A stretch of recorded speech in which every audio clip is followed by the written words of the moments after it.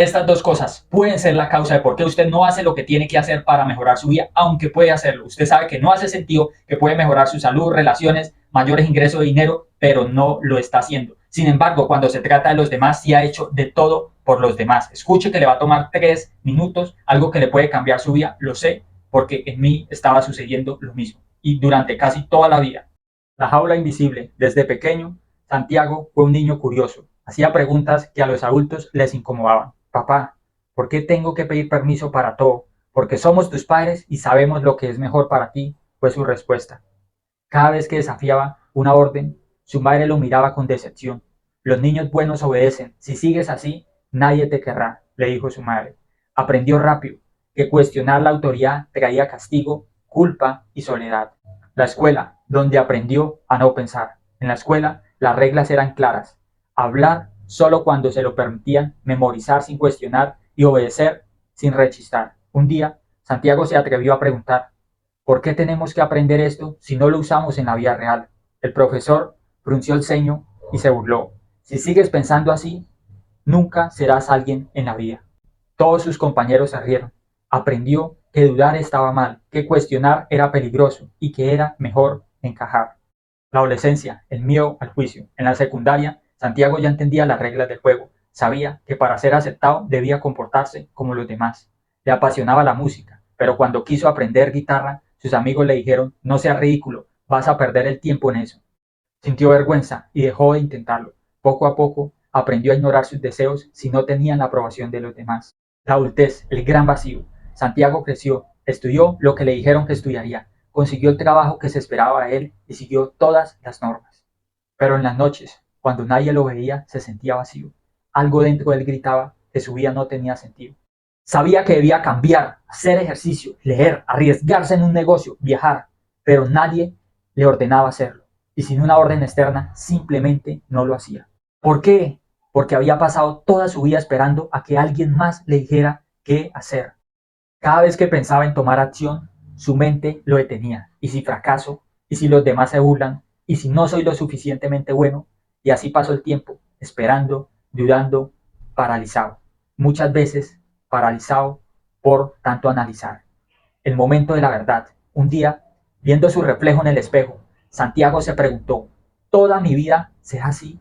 Recordó su infancia, sus preguntas y respuestas, sus sueños abandonados, y en ese momento lo entendió. He pasado toda mi vida obedeciendo a otros, evitando el sufrimiento, pero el verdadero sufrimiento es no vivir como quiero. Por primera vez en su vida, tomó una decisión sin pedir permiso, y aunque el miedo seguía ahí, decidió actuar a pesar de él. Y ese día, sin saberlo, comenzó a liberarse de la jaula invisible en la que había vivido toda su vida.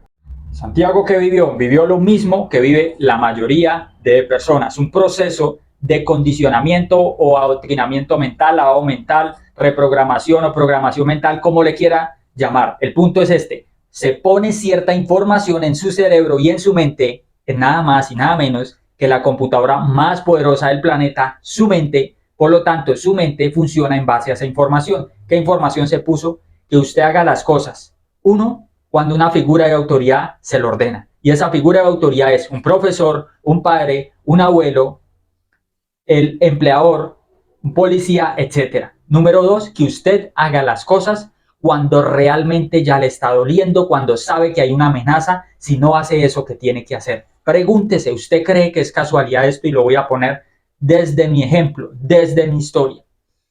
Yo estuve trabajando para poder estudiar en seguridad privada. Tenía que trasnochar, o sea, muchas veces. Siempre eran turnos de día y turnos de noche. Nunca en 3 años llegué ni siquiera puntual.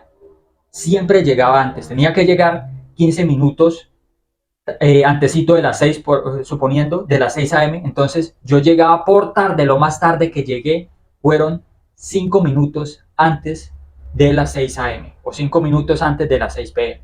Entienda esto. Eso era mi récord. Puntualidad al máximo, al máximo, al máximo. Pero ¿qué pasa cuando me retiré y decidí emprender? Cuando decidí enfocarme a conseguir clientes ya, o sea, de lleno, a través de las sesiones, todo el proceso, los servicios que yo ofrezco. ¿Qué sucedió? tenía muchas cosas que hacer. Necesitaba aprender más sobre marketing, copywriting, ventas, creación de videos, contenido para redes sociales, un poco de cosas. ¿Cuántas veces no le fallé a los demás? Que está muy bien hacerlo. No le fallé, nunca. Ni un día solo fallé, ni uno solo. ¿Cuántas veces sí me fallé a mí mismo? Cientos de veces. No decenas, cientos de veces. ¿Qué clase de fallos? Tenía que hacer la edición de un video o buscar prospectar más, conseguir clientes, etcétera. No lo hacía, lo dejaba 2 o 3 horas para después o lo dejaba para un día después y así sucesivamente.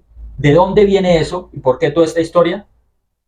Porque son esos dos condicionamientos o anclajes. ¿Qué es un anclaje? Un anclaje es cada vez que usted escucha esa canción que escuchaba en la infancia y que le gustaba, surge un estado emocional y ese estado emocional puede ser alegría, calma, orgullo, etc. Entonces, cada vez que usted quiere lograr algo en su vida que sabe que lo va a mejorar, disminuir de peso, mejorar su relación de pareja, emprender, buscar generar más ingresos, lo que sea que quiera hacer en su vida, su mente está condicionada a que tiene que sufrir mucho para que ese sufrimiento lo impulse a buscar la solución a eso que usted quiere. Me explico.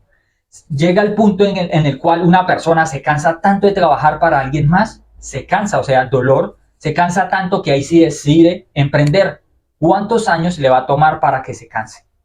¿Cuántos años le va a tomar para entender, bebé, que vas a llegar a los 60 y tanto y te vas a quedar sin ingresos constantes? Y tuviste durante toda tu vida, si te ganabas el mínimo, unos ingresos que no te sirven probablemente para ahorrar. Número 2, tomas decisiones cuando una figura de autoridad, un profesor, un padre, por lo general en los adultos, el empleador nos dice qué hacer. Entonces estamos condicionados. Si no entendió desde la historia, ¿quiénes te condicionaron? Tus padres y en el sistema educativo, los maestros y las demás figuras de autoridad, el odontólogo, el enfermero, el doctor, el sacerdote, el pastor, quienes te decían qué hacer, y usted, toda mi vida, eso yo lo hice, porque me enseñaron a obedecer. ¿Qué pasa? Si estás obedeciendo a las personas que quieren lo mejor para ti, que de verdad lo que te están enseñando, muy bien. Pero si estás obedeciendo a personas que te enseñan cosas que realmente no funcionan o no son lo mejor, pues vas a estar limitado. El objetivo aquí es que ya lo que pasó, pasó. El punto es, si usted está viviendo esto, en donde usted quiere emprender, en donde usted quiere lograr más cosas en su vida, pero tiene autosabotaje, pero tiene miedos, pero se queda ilimitado y no hace las cosas o empieza a estudiar algo y luego para por unos días, por unas semanas, por unos meses, vuelve a iniciar y nunca termina las cosas, esto para mí es el los mayores factores de limitación para la mayoría de las personas. ¿Por qué? Imagínese esto.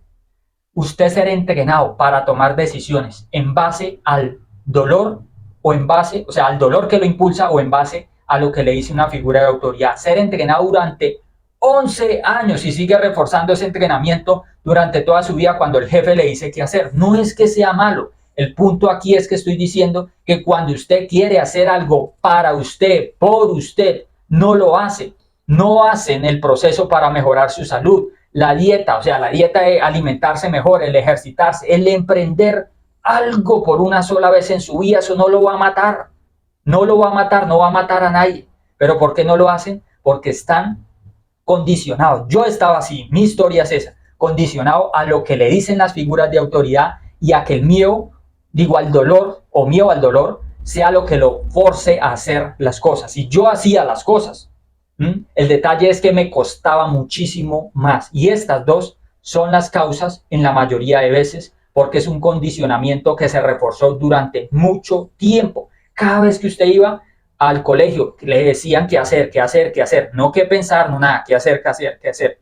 Y eso está bien en ciertos contextos. El detalle es, de nuevo, si usted quiere iniciar algo en su vida, mejorar de alguna forma y se ve limitado una y otra vez, se ve que se autosabotea, pues entienda que es estos dos factores los que lo están limitando, que su cerebro está condicionado, su cerebro y su mente condicionado a que sea alguien más el que le diga qué hacer, una figura de autoridad, o que usted se vea obligado por un dolor a hacer las cosas. Ejemplo, no hace ejercicio, pero entonces ya tiene 30 kilos de sobrepeso y le informaron que puede que tenga un infarto, ahí sí va a hacer ejercicio y alimentarse mejor porque ya tiene un dolor que lo impulsa. ¿Y de dónde viene el dolor?